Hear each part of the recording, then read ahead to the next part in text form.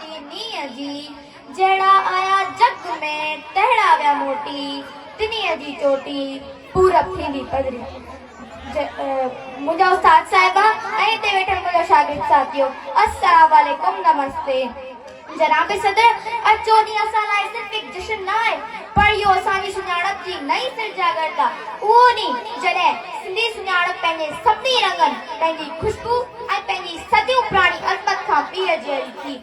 जीअं ई माण्हू अजरक कुल्हे ते रखे थो ऐं टोपी मथे ते रखे थो त लॻे थो ॼण मुंहिंजे दड़े जा हज़ारे पुराणा किसा असां सां मुखातिब थी रहिया हुजनि। सिंधी धरती रुगो ही खतूत न आहे, हिकु जहिड़ो किताब आहे जंहिंजे हर पने में मोहब्बत, तहज़ीब ऐं इंसानियत सां भरियल लफ़्ज़ आहिनि। मुंहिंजो दड़ ॿुधाए थो त हिते रहंदड़ माण्हू फ़क़्ति शहरनि जा तइमीरकार न हुआ, पर इहे माण्हू अमन, मोहब्बत ऐं भाईचारीअ जा अमलदार बि हुआ।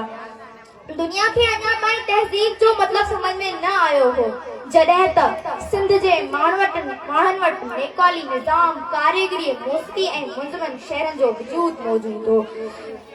सिंधी ॿोलीअ जो बि पंहिंजो सुरूर आहे।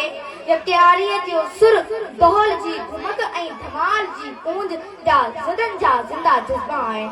असां अॼु वाइदो करियूं था त पंहिंजी ॿोलीअ खे मरण न ॾींदासीं, पंहिंजी तहज़ीब खे ज़िंदा रखंदासीं, पंहिंजी सूफ़ी फिकर, भाईचारे ऐं हमनसल ताईं पहुचाईंदासीं। आख़िर में आओ पंहिंजी जॻह हिन शहर सां वठंदुसि। केॾो बि चाहे दुश्मन मुंहिंजो, डाहे न सघंदो नक्शो सिंध जो, किरंदो रहंदो रत असांजो, चवंदो रहंदो जिए सिंध, जिए सिंध, जिए सिंध। Thank U.